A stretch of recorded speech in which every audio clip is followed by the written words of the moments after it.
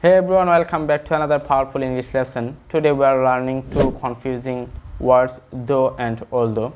Many English learners think they are exactly the same, but there are some key differences you must know.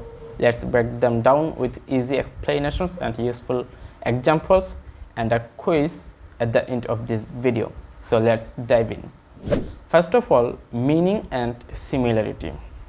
Both though and although mean despite the fact that and introduce a contrast between two ideas. For example, although it was raining, they continued playing. Though it was raining, they continued playing. Both sentences are correct. They show that the rain did not stop them from playing, right? But keep watching, there are some important differences. Now let's see about formality. Although it's more formal, it's commonly used in academic writing, reports, essays, and though is more casual, used in everyday conversations and informal writing. For example, although I was exhausted, I finished my project. Though I was exhausted, I finished my project. If you are writing a professional email or an academic essay, choose although. And when you are talking or chatting with your friends or cousin, choose though. Okay, and now let's see this. Though can be used at the end of a sentence, and here's a big difference between though and although. Though can appear at the end of a sentence, and although can be used this way. For example, I wanted to go out, I was tired although. Incorrect.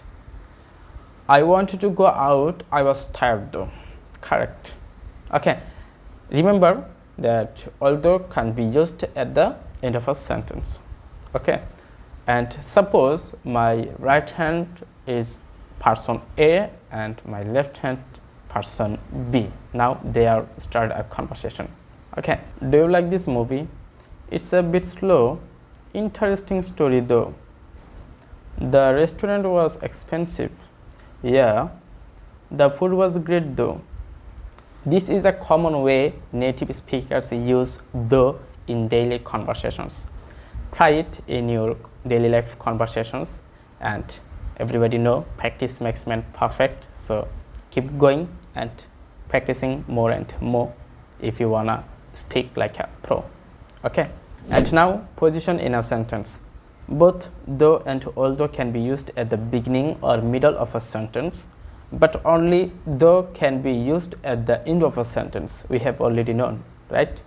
For example, although she was sick, she went to work. She went to work although she was sick.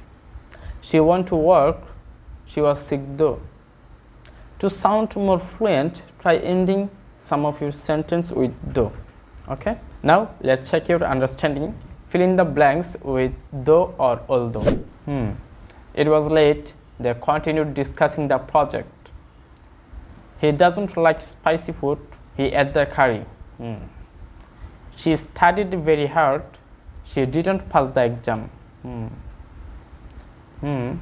She loves chocolate, she avoids eating too much sugar.